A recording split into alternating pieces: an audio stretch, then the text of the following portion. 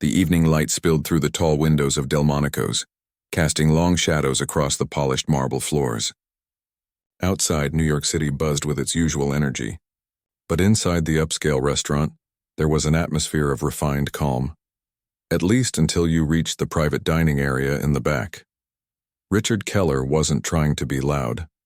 At least that's what he told himself as he raised his glass for what might have been the fifth toast of the evening. His booming laugh carried through the restaurant as he clinked glasses with his business partners. "To closing the most impossible deal of the decade," he announced, his voice carrying that distinctive confidence that came from knowing your net worth had too many zeros to count. The other executives around the table, men and women in expensive suits with tired eyes but relieved smiles, raised their glasses in agreement. For 3 months, they had been working around the clock to acquire a promising tech startup before their competitors could. Today, the papers were finally signed. "I still can't believe we pulled it off," said Diane, Richard's chief financial officer, loosening the silk scarf around her neck. "Last week, I was convinced we were dead in the water." Richard grinned and leaned back in his chair. At 48, he still had the energy and enthusiasm of someone half his age. His salt and pepper hair was expertly cut, his custom suit perfectly tailored to hide the extra pounds that came from too many business dinners. 20 years ago, he had been just another computer programmer with a dream. Now he was on the cover of business magazines, the founder of one of the largest tech companies in the world. "That's why I pay you all the big bucks," he said, winking at his team, "for pulling off the impossible." As they laughed, Richard noticed a young woman approaching their table. She had been serving them all evening, handling their increasingly rowdy group with remarkable patience. She moved with quiet efficiency, somehow anticipating what they needed before they asked. Now she carried a tray of dessert menus, her dark hair pulled back in a simple ponytail, her face composed despite the chaos around her. "Would anyone care for dessert?" she asked, her voice carrying a slight accent that Richard couldn't quite place. As she distributed the menus, Richard noticed something about her that he hadn't before. While she wore the same black and white uniform as the other servers, there was a certain grace to her movements, a precision that seemed almost artistic. Her hands, he noticed, were long-fingered and elegant as she set down each menu. "I highly recommend the chocolate soufflé," she added, "but it takes 20 minutes to prepare." "20 minutes?" groaned Trevor from marketing. "I don't think I can wait that long. I'm still riding the adrenaline high from closing this deal." "Then perhaps the creme brulee," she suggested with a small smile. "It's already prepared and waiting to be torched." As the team debated dessert options, Richard found himself curious about this server who had been quietly managing their needs all night. It wasn't often that he paid much attention to restaurant staff, not out of snobbery but simply because he was usually too wrapped up in business discussions. "What's your name?" he asked suddenly. She turned to him, slightly surprised at being addressed directly. "Mei Lin," she answered. "Mei Lin," he repeated. "That's Chinese, right?" She nodded. "My parents are from Shanghai, but I was born here." Something about her composure intrigued him. Most people who recognized him, and many did, his face being plastered across business publications regularly, either became overly friendly or nervously formal. She was neither, just professionally polite. "How long have you been working at Delmonico's?" he asked, genuinely curious. His team, used to his occasional random interests, continued their dessert debate while he spoke with their server. "Almost 3 years now," Mei Lin replied. She didn't elaborate, and there was something in her expression that suggested she preferred not to discuss her personal life. Richard normally would have taken the hint and moved on, but something made him continue. Maybe it was the celebratory champagne, or maybe it was the strange letdown he always felt after closing a major deal. That, "what now?" feeling that followed achievement. 3 years. "That's a long time in the restaurant business, isn't it?" he asked. "Do you enjoy it?" For the first time, her professional mask slipped slightly. "It pays the bills," she said with a small shrug. Then, perhaps feeling that sounded too negative, she added, "The people here are good to work with, and the hours let me pursue other interests." "Other interests?" Richard echoed, intrigued. "Like what?" Mei Lin hesitated, as if deciding how much to share. "I study," she finally said, "and I play music when I can." "Music?" Richard's interest perked up further. He had always wished he had musical talent himself. His enormous wealth had bought him many things, including a baby grand piano that sat largely untouched in his penthouse apartment. "What instrument?" "Piano, primarily," she answered. Then, with a touch of warmth entering her voice for the first time, she added, "I've played since I was 4. Richard glanced across the restaurant to where a gleaming black grand piano sat on a small raised platform. During evening hours, a pianist usually played ambient music, but it was currently empty, waiting for the evening performer who hadn't yet arrived. Perhaps it was the champagne, or the victory high of the acquisition, or simple curiosity, but Richard suddenly had an impulse. He gestured toward the piano. "Any chance you might play something for us?"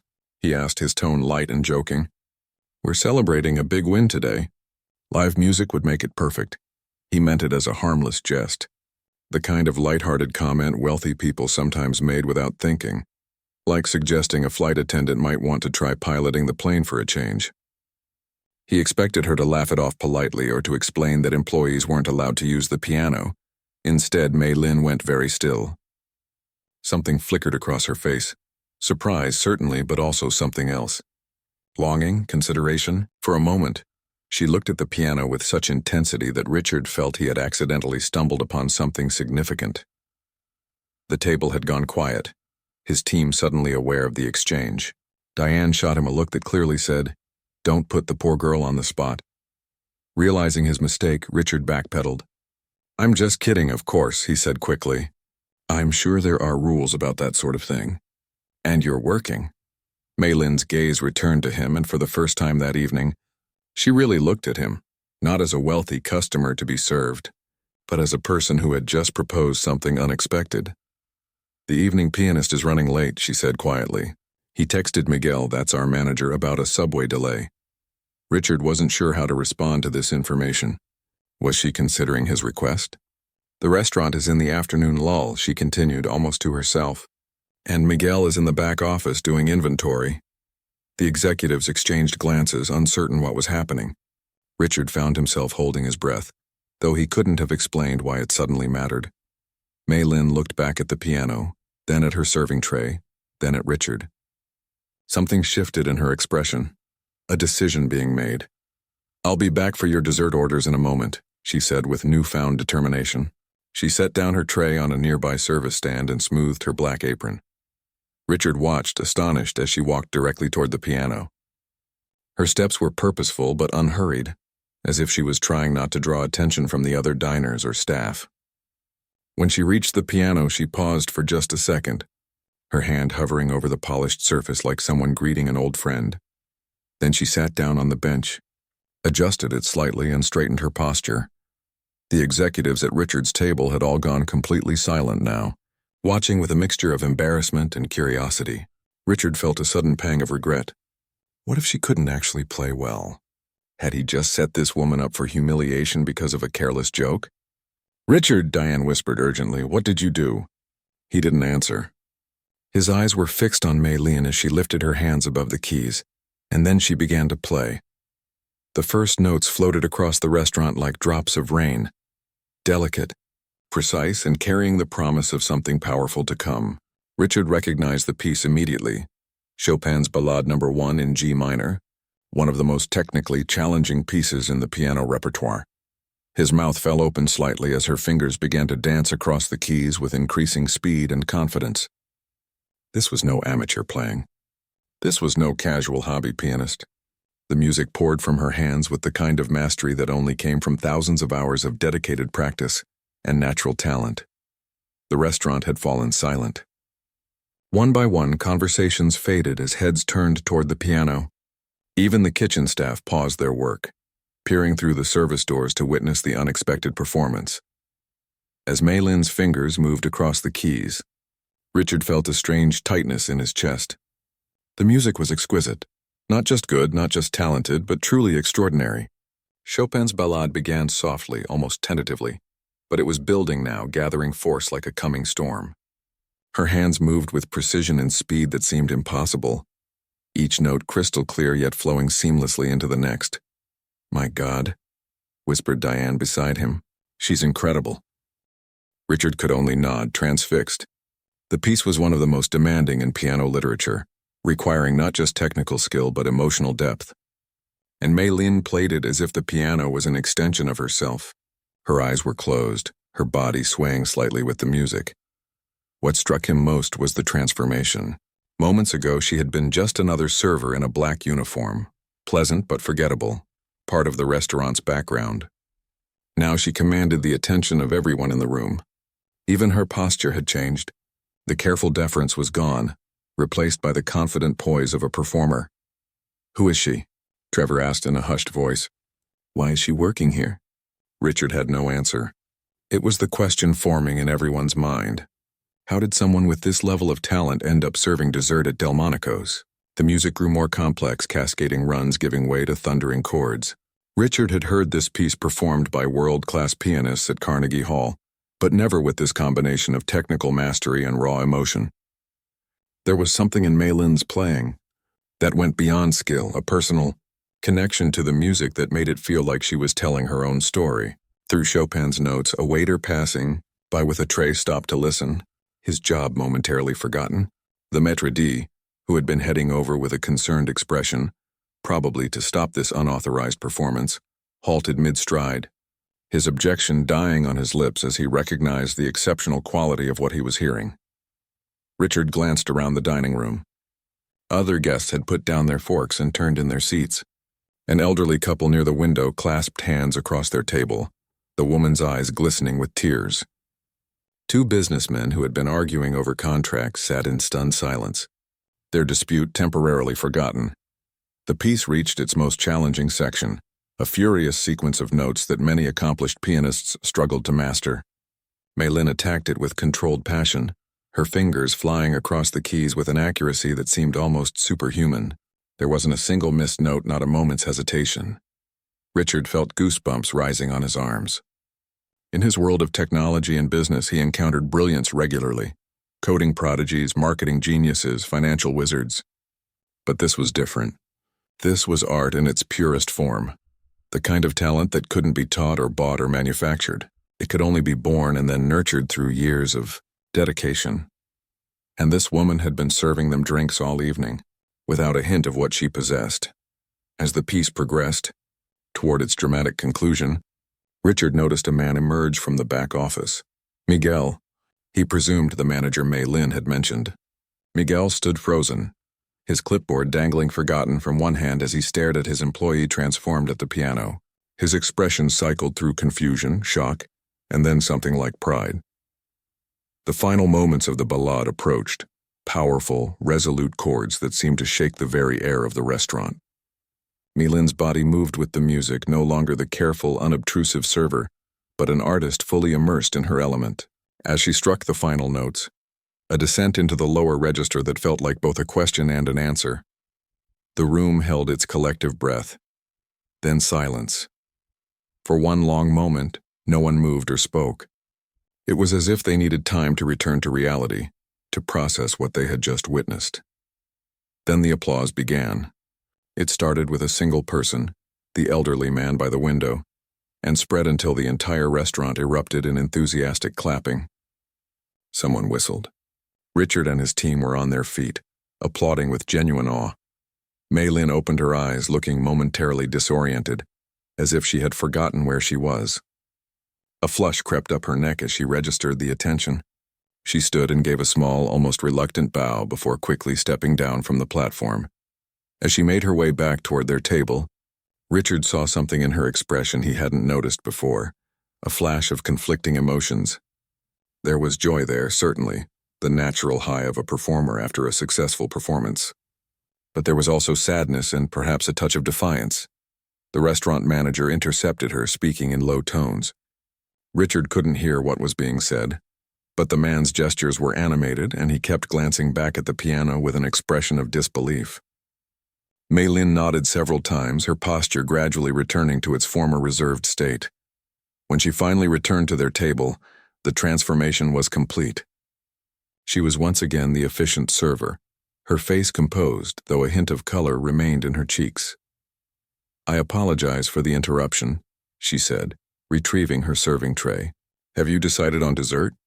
Richard stared at her in disbelief. "That's it? You play like a concert pianist, leave everyone speechless, and then just ask about dessert?" A ghost of a smile touched her lips. "It's my job, sir." "That was," Diane began, then shook her head, unable to find adequate words. "Where did you study?" Maylin hesitated, rearranging the dessert menus on her tray.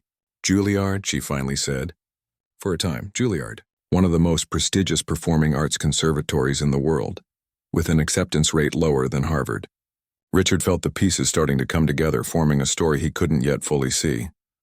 "For a time," he repeated. "What happened?" Something shuddered in Maylin's expression. "Life happened, Mr. Keller." The simple statement hung in the air between them. There was a quiet dignity in her voice that discouraged further prying, yet Richard found himself unable to let it go. In his world, talent like hers would have opened every door. The disconnect between her ability and her current position nagged at him like an unsolved puzzle. "I'll give you another moment to decide on dessert," she said, starting to turn away. "Wait," Richard said impulsively. "Join us, just for a few minutes." She looked back at him, surprised. "I'm working, Mr. Keller. I'm sure your manager can spare you for 5 minutes after that performance." "Please," he added, gesturing to an empty chair. It wasn't often that Richard found himself genuinely curious about someone else's story, but something about this situation, this person, had captured his interest completely. Maylin glanced toward Miguel, who was watching their interaction from across the room. To Richard's surprise, the manager gave a small nod. 5 minutes, she agreed reluctantly, setting down her tray. As she took the seat they offered her, Richard noticed how carefully she positioned herself. Not quite part of their circle, her back straight, hands folded in her lap. Even sitting at their table, she maintained a certain professional distance. "How long have you been playing?" Trevor asked, still clearly stunned by what they had witnessed. "Since I was 4, she replied. "My mother taught piano before we came to America." "And you attended Juilliard?" Diane stated, more than asked. "Were you on track to become a professional pianist?" A shadow crossed Maylin's face. "That was the plan. What happened?" Richard asked again, more gently this time. Maylin looked down at her hands. Pianist's hands, he now realized, with their long fingers and evident strength. For a moment he thought she wouldn't answer. Then she spoke, her voice quiet but clear. "My father died during my 3rd year. Heart attack. He was only 52. She said it matter-of-factly, though Richard caught the slight tightening of her fingers as she spoke. "He was the main provider for our family. My mother had stopped teaching to care for my younger brothers. They're twins, and they were only 10 at the time." She paused, and Richard could see the rest of the story taking shape without her having to spell it out.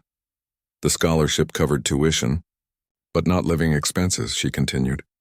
"And there were medical bills, mortgage payments. My mother found work, but it wasn't enough.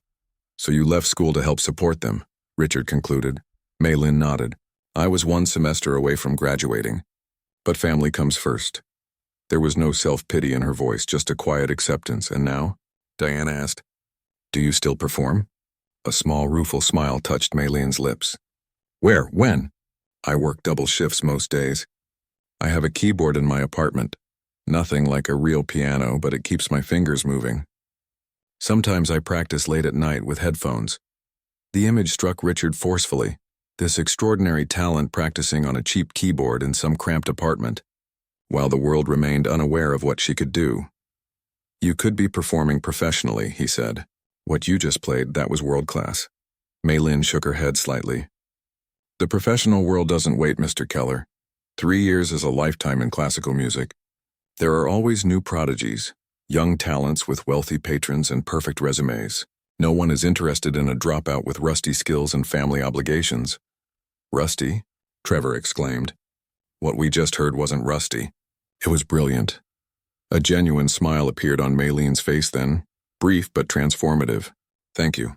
But the reality of classical music is that it takes more than talent. It takes connections, opportunities, time to practice hours every day, things I don't have." Miguel approached their table, tapping his watch discreetly. "I need to get back to work," Maylin said, rising from her chair.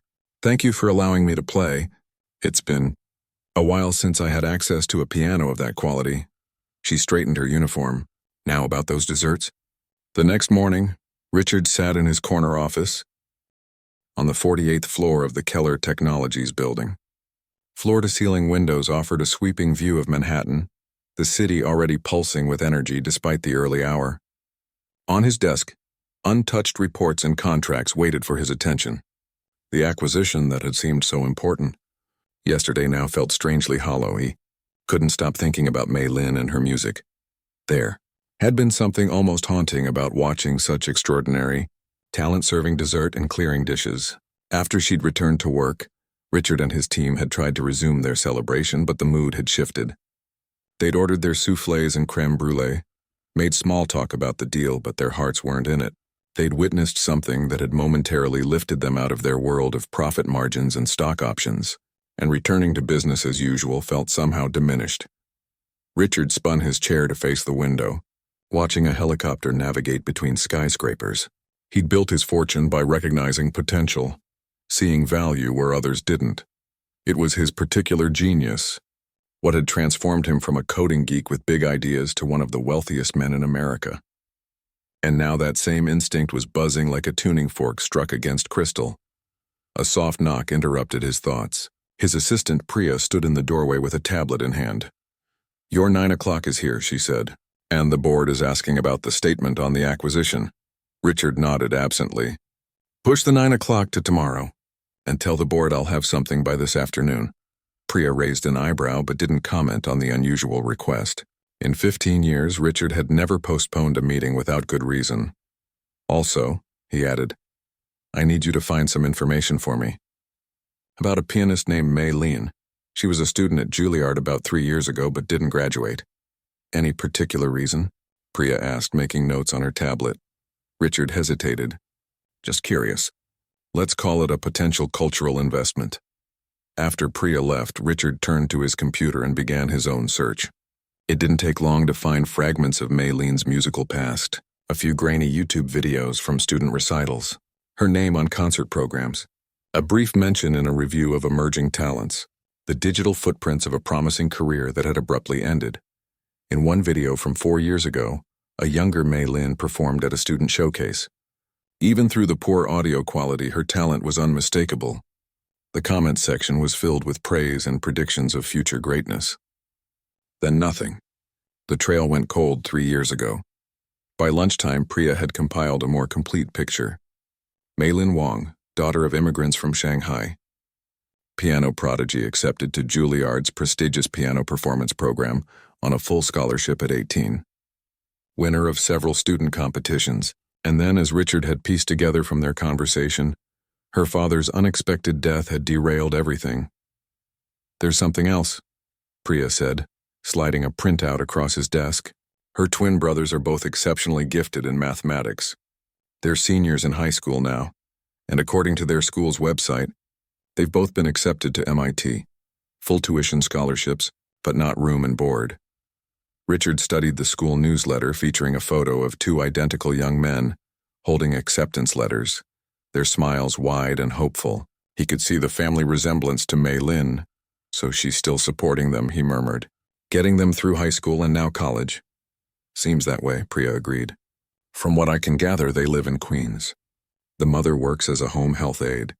Mei Lin has the restaurant job, plus she teaches piano to beginners on her days off." Richard leaned back in his chair, thinking. His company had various philanthropic programs, scholarships, grants, community initiatives that his PR team managed. But this felt different, more personal. The memory of Mei Lin's music still lingered in his mind, beautiful and somehow sorrowful. "Get me a reservation at Delmonico's for tonight," he decided, "just for one." "You hate eating alone in restaurants," Priya reminded him. "I know."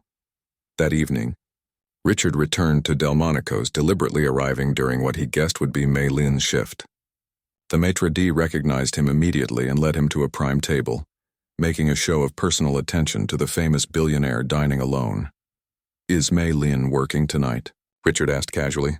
"I believe so, Mr. Keller. Would you prefer her as your server, if it's not too much trouble?" Minutes later, Mei Lin approached his table, surprise briefly crossing her face before her professional mask slipped back into place. "Mr. Keller," she greeted him. "I didn't expect to see you again so soon. Are you dining alone tonight?" Richard nodded. "I wanted a quiet meal. And," he added honestly, "I wanted to hear you play again." She glanced toward the piano, which was currently occupied by an older man playing muted jazz standards. That's Stanley's spot until closing, she explained.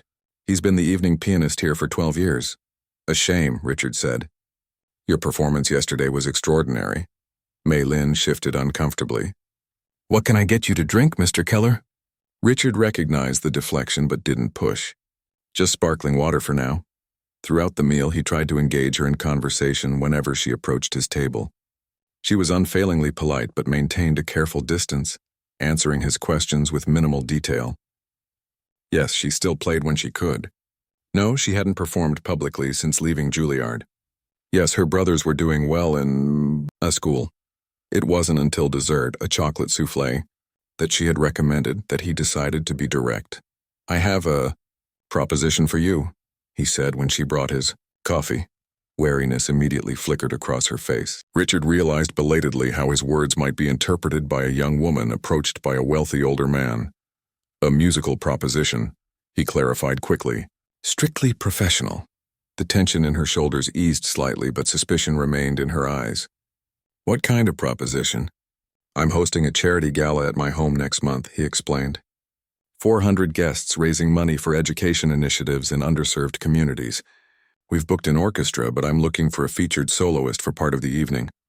Mei Lin's expression changed, a complex mix of longing and doubt crossing her face. And you want me to recommend someone? I've been out of the musical circle for years, Mr. Keller. I want you, he said simply, to play what you played yesterday, and perhaps 2 or 3 other pieces of your choosing. She stared at him. You can't be serious. I'm always serious about talent. You could have anyone, she pointed out. Professional musicians would line up for that kind of exposure. Richard shrugged. I don't want anyone. I want the best. And yesterday you were the best pianist I've ever heard. Her cheeks colored slightly at the compliment, but she shook her head. I appreciate the offer, but I haven't performed in public for 3 years. I practice when I can, but it's nothing like the hours I used to put in. The gala is a month away, he countered. Plenty of time to prepare. Mr. Keller, Richard, please. She took a deep breath. Richard, I don't think you understand what you're asking. Professional musicians maintain their skills through constant practice. Hours every day. I work double shifts most days. When exactly would I prepare for a performance of that caliber? He'd anticipated this objection. What if that wasn't an issue? What if you could take a leave of absence from here, with a guarantee that your job would be waiting afterward? Her eyes narrowed. And how exactly would that happen? I know the owner, Richard said casually. It wasn't exactly a lie. He'd had Priya call Delmonico's owner that afternoon. A significant donation to the restaurateur's favorite charity had secured his enthusiastic cooperation. And my bills? My family's expenses? Mei Lin challenged. I can't afford to miss a month of work. My brothers are starting college in the fall. MIT isn't cheap, even with scholarships. Richard had expected this too. The position comes with compensation, of course. Standard rate for a featured soloist at a charity event of this size would be... He named a figure that was actually 3 times the standard rate, enough to cover several months of expenses for a family living modestly in Queens. Mei Lin's eyes widened slightly before her expression turned suspicious again. Why me? Why this offer? It was a fair question. Richard considered how to answer truthfully without sounding either condescending or creepy. Because when you played yesterday, something happened in that restaurant. Everyone felt it. For those few minutes, nothing else mattered. Not business deals or social status or whatever problems people brought with them to dinner. Just the music. He paused, searching for the right words. I build technology for a living, Mei Lin. Devices and software that connect people, that make their lives easier in tangible ways. But what you did with that piano? That connects people on an entirely different level, and I'd like 400 influential people to experience that connection. She studied his face, looking for hidden motives or insincerity. Richard met her gaze steadily. I'll need to check the condition of my performance clothes, she finally said. I'm not sure if anything still fits. Is that a yes? Richard asked. It's a I'll think about it, she replied. I need to discuss it with my family. Of course. Richard pulled out a business card, not the standard corporate E1 with just his company contact information, but his personal card with his private cell number. Call me tomorrow? Either way, Mei-Lin took the card, studying the embossed lettering. Either way, she agreed. As Richard paid his bill, he noticed her showing the card to another server, their heads bent together in conversation. The other woman's eyes widened as she looked over at him, then back to Mei-Lin with an expression of disbelief. Richard pretended not to notice as he stood to leave. At the door, he glanced back to see Mei-Lin watching him, her expression thoughtful. For the first time since the acquisition celebration, he felt the familiar spark of anticipation that came with setting something important in motion. Richard didn't have to wait until the next day for Mei-Lin's answer. His phone rang just as he was stepping into his penthouse apartment. "Mr. Keller, Richard." Mei-Lin's voice came through the speaker, a mix of nervousness and determination. "I've thought about your offer and I'd like to accept, with a few conditions." Richard smiled to himself, setting his keys on the marble countertop. Through the floor-to-ceiling windows, the city lights twinkled like earthbound stars. "I'm listening. First, I need a proper piano to practice on. My keyboard isn't adequate for preparing a performance of this level." "Done," Richard said without hesitation. "Anything else?" "I'd like the payment split in 2 parts.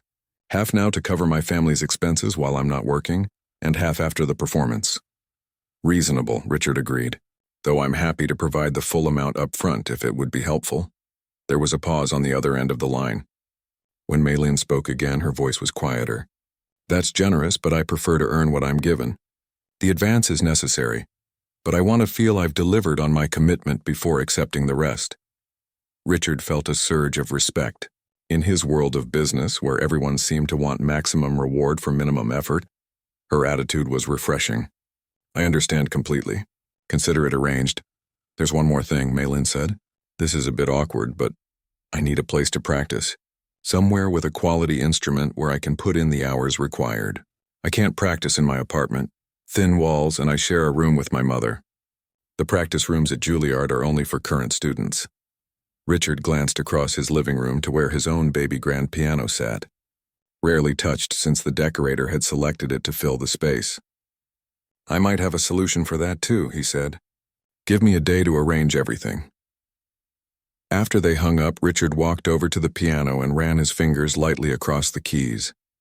The Steinway was top of the line, but he knew it wasn't the right instrument for what Mei-Lin needed.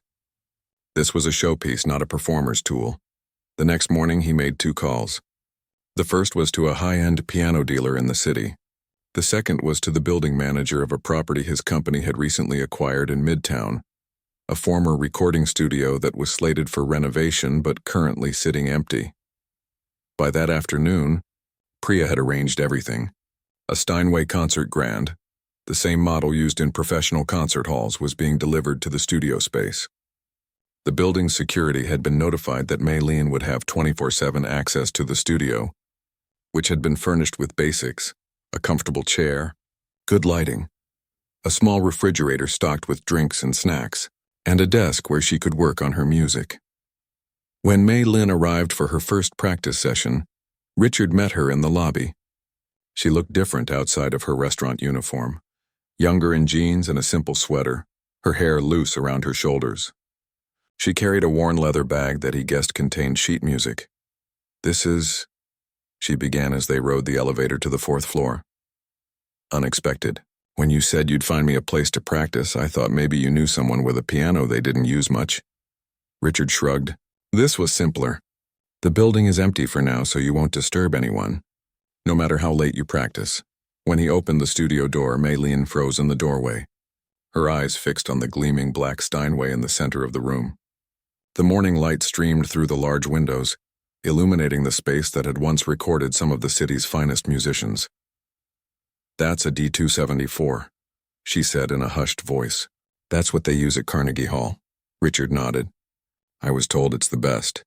"Is it suitable?" Mei-Lin approached the piano slowly, almost reverently, as if it were a living thing that might startle if she moved too quickly. She ran her hand along its curved edge, then carefully lifted the fallboard to reveal the keys.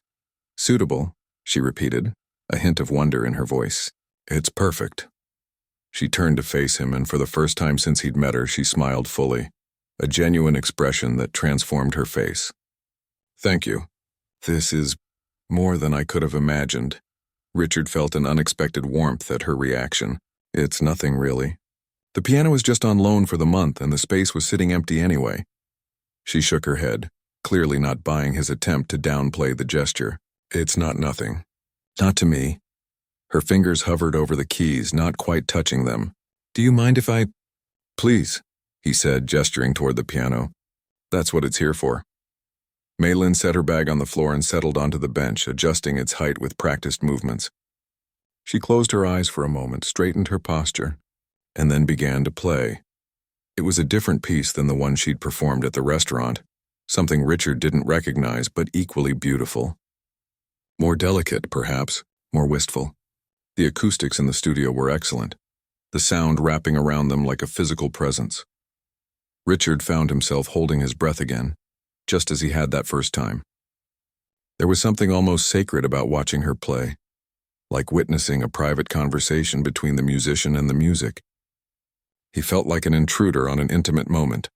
After a few minutes, he quietly backed toward the door. I'll leave you to get acquainted with the instrument, he said softly. Security has your name. You can come and go as you please. Maylene nodded without stopping her playing, lost in the world of sound she was creating. As Richard closed the door behind him, he realized he was smiling. Over the next 3 weeks, Richard found himself inventing reasons to visit the studio.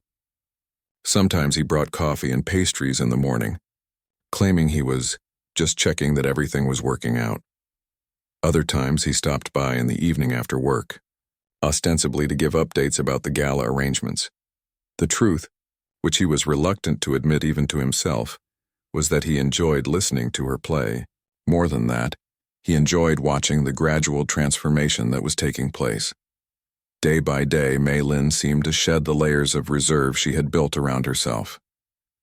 The cautious server was disappearing, replaced by a confident artist who grew more assured with each practice session. She worked with a disciplined intensity that impressed even Richard, who was known for his own punishing work ethic. Often, the building's security log showed that she practiced until 2 or 3 in the morning, then returned by 9 the next day. One evening, about 2 weeks into her preparation, he arrived to find her at the desk instead of the piano, surrounded by scattered sheets of music, her head in her hands. Problem? He asked, setting down the bag of takeout he'd brought. She looked up, startled. Her eyes were rimmed with red, whether from fatigue or tears he couldn't tell. Just trying to finalize my program for the gala, she said, attempting a smile that didn't quite reach her eyes. I'm second-guessing every choice. Richard pulled up a chair. Talk me through it. I should stick with crowd pleasers, she said, gesturing to one pile of music. Recognizable pieces that will appeal to a general audience. Chopin's Fantaisie Impromptu, Debussy's Clair de Lune, maybe some Gershwin. But, Richard prompted, sensing her hesitation, but another part of me wants to play this. She held up a well-worn score. Rachmaninoff's Piano Concerto No. 2, the first movement. It's a demanding, emotionally raw, not typical gala fare. Which do you prefer playing? She didn't hesitate. The Rachmaninoff. It's been my favorite piece since I was 12. But it's a risk. It's intense, complex, not background music for people to talk over while they sip champagne. Richard considered this. What if that's exactly what they need? Something that forces them to stop and really listen? Maylin looked at him skeptically. These are wealthy donors at a charity event. They're there to network and be seen, not to have a profound musical experience. You don't think very highly of my social circle, Richard observed, amused rather than offended. She blushed slightly. I've worked enough high-end events to know how they usually go. The entertainment is appreciated but rarely truly heard. Then change that, Richard challenged. Play what moves you. Play what you'd play if it were your last performance ever. These people have heard plenty of pleasant background music. Give them something they'll remember. Maylin studied him for a long moment, then looked back at the Rachmaninoff score in her hands. It would need to be perfect, she said quietly. No room for error. From what I've heard these past 2 weeks, perfect is well within your capabilities. A small smile tugged at the corner of her mouth. You've been listening? It was Richard's turn to feel slightly embarrassed. Sometimes from the hallway. Hope that's not creepy. She laughed, a light, genuine sound he hadn't heard from her before. It's not creepy. It's actually nice to know someone's listening. Her expression grew more serious. Music isn't really music without an audience. It's just practice. There was something in her voice, a depth of feeling that resonated with Richard in an unexpected way. In that moment, he saw beyond the pianist, beyond the waitress, to the person beneath, a young woman who had set aside her own dreams to care for her family, who had never stopped loving what she had been forced to give up. "You miss it," he said simply. "Performing," she nodded, looking down at her hands. "More than I can say." Richard made a decision then, though he didn't share it with Mei Lin. The gala wouldn't be a one-off event for her. Whatever it took, he would find a way to give her back the career that circumstances had stolen. The evening before the gala, he stopped by the studio one last time. Mei Lin was playing the Rachmaninoff, her fingers flying over the keys with a confidence and passion that left him momentarily speechless in the doorway. When she finished, she noticed him standing there and smiled, an easy, relaxed expression that would have been unimaginable from the reserved waitress he'd met a month ago. "Ready for tomorrow?" he asked. She nodded, stretching her fingers. "As ready as I'll ever be. Nervous? Terrified," she admitted. "But in a good way. The way I used to feel before competitions. It's been a long time since I've had performance jitters." Richard smiled. "You'll be brilliant." "I'm certain of it." As he turned to leave, Mei Lin called his name. He looked back to find her watching him with an unreadable expression. "Thank you," she said simply. "Not just for the opportunity or the piano or this space, but for—" She hesitated, searching for the right words. "For seeing something in me that I'd forgotten was there." Richard felt a curious tightness in his chest. "It was always there," he said quietly. "You just needed a reminder."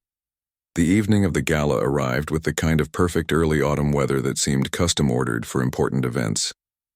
Richard's penthouse had been transformed by an army of decorators and caterers. The sprawling main room, with its panoramic views of the city, now held dozens of elegantly set tables. A small stage had been constructed near the floor-to-ceiling windows, with a gleaming black Steinway as its centerpiece. Richard stood in his bedroom, adjusting his bow tie in the mirror. His tuxedo was perfectly tailored, but he felt oddly nervous, more so than before major product launches or billion-dollar negotiations.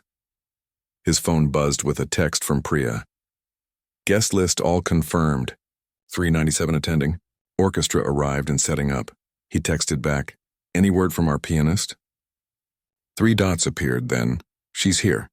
In the guest room you set aside. Getting ready." Richard let out a breath he hadn't realized he was holding. Part of him had worried that Mei Lin might have second thoughts, might decide the pressure was too much after 3 years away from performing.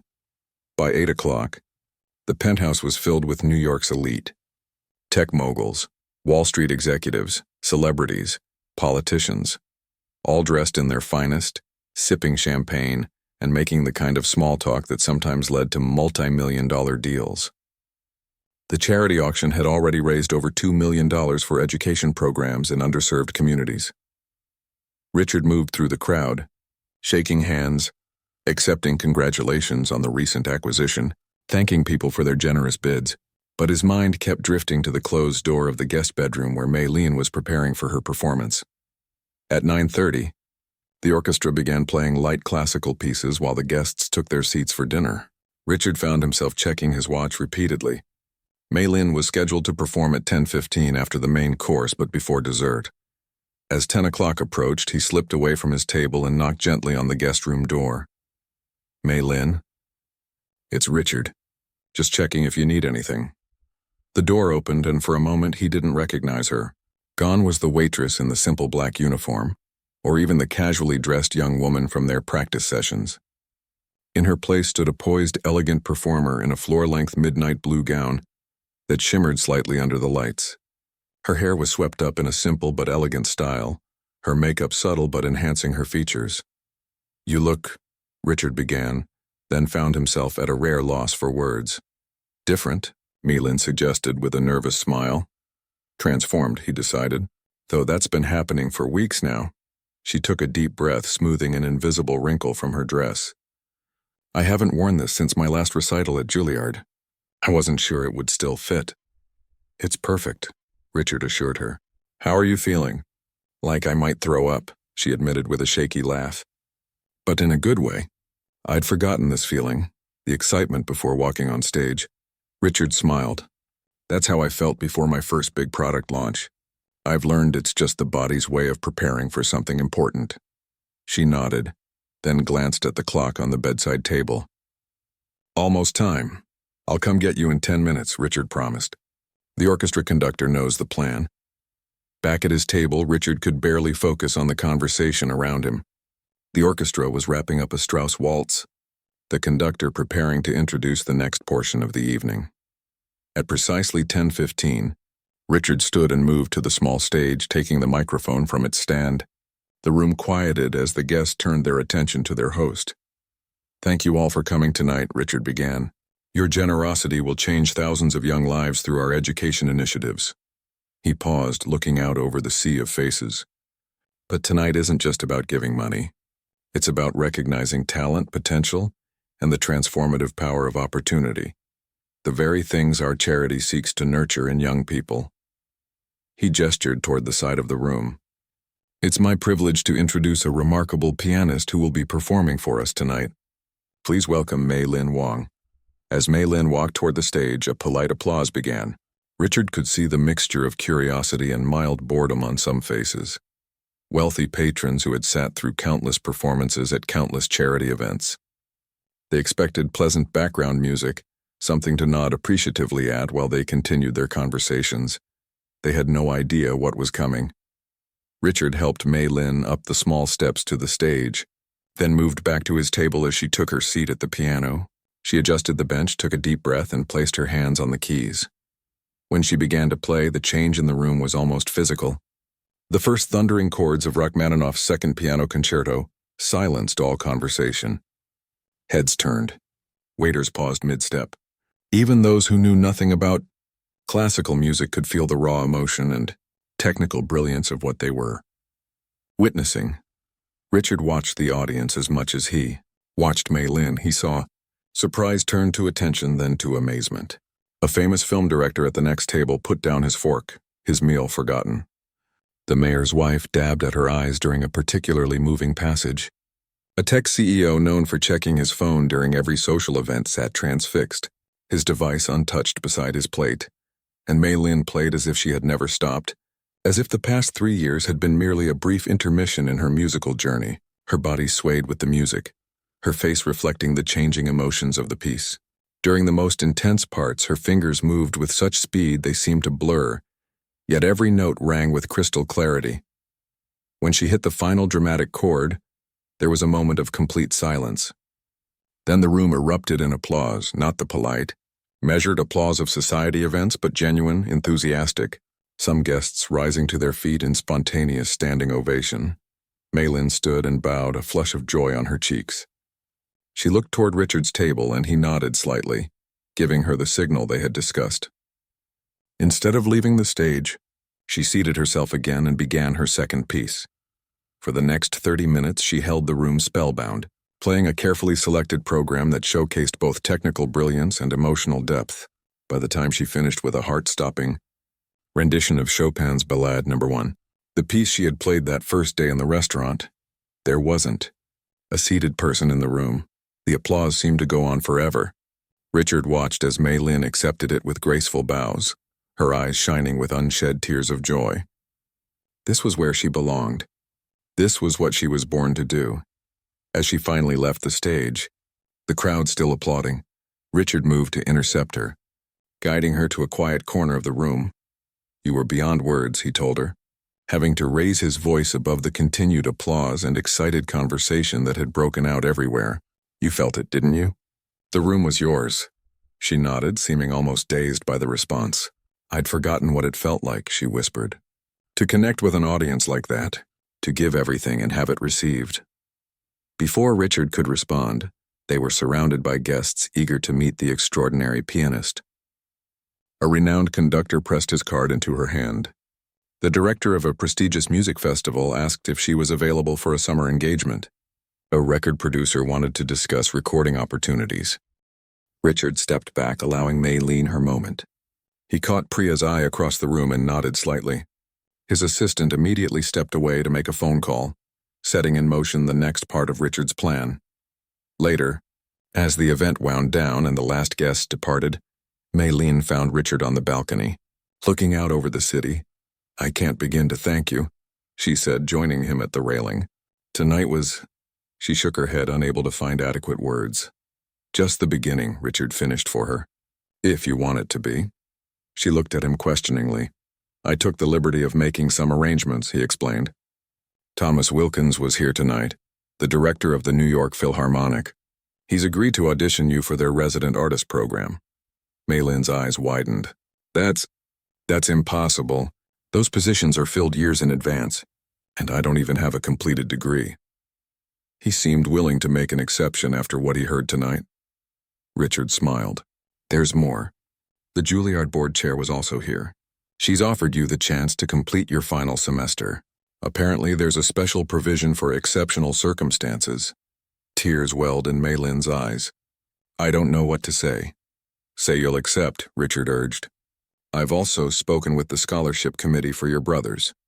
Their room and board will be covered at MIT, and there's a position for your mother at our company's childcare center, if she's interested. Better pay, better hours than home health care." Maylene stared at him. "Why are you doing all this?" Richard considered the question carefully. "When I was younger, before I had any success, someone took a chance on me. Invested in my potential when all I had was ideas and determination. I've always believed in paying that forward." He paused. "But with you, it's more than that. Your talent is extraordinary, Maylin. It would be a tragedy for the world to be deprived of it." She wiped away a tear. "And if the audition doesn't work out? If I can't get back to where I was musically? Then we'll find another path," Richard said simply. "But I don't think that will happen. What I saw tonight wasn't just skill or practice. It was something you can't teach or manufacture, something rare." They stood in companionable silence, looking out at the glittering city below. Eventually, Maylene spoke again, her voice soft but resolute. "When you asked me to play that day in the restaurant, I almost said no. I almost walked away. What made you decide to do it?" She thought for a moment. "I think I needed to remind myself who I really was. Beneath the uniform and the practical decisions and the daily grind, I needed to remember." Richard nodded, understanding completely. "And who are you, Maylin Wong?" She smiled, a full, confident smile that transformed her face. "I'm a pianist," she said simply. "I always have been." 3 months later, Richard sat in the third row at Carnegie Hall, watching as Maylin took the stage to thunderous applause. As guest soloist with the Philharmonic, she had chosen to play the same Rachmaninoff concerto that had so moved the audience at his penthouse. When her fingers touched the keys, Richard closed his eyes for a moment, remembering the restaurant, the startled faces, the transformation that had begun with a casual, joking request. Some investments yielded profits, others yielded something far more valuable. He opened his eyes and watched Maylin play, her face alight with joy, exactly where she was meant to be.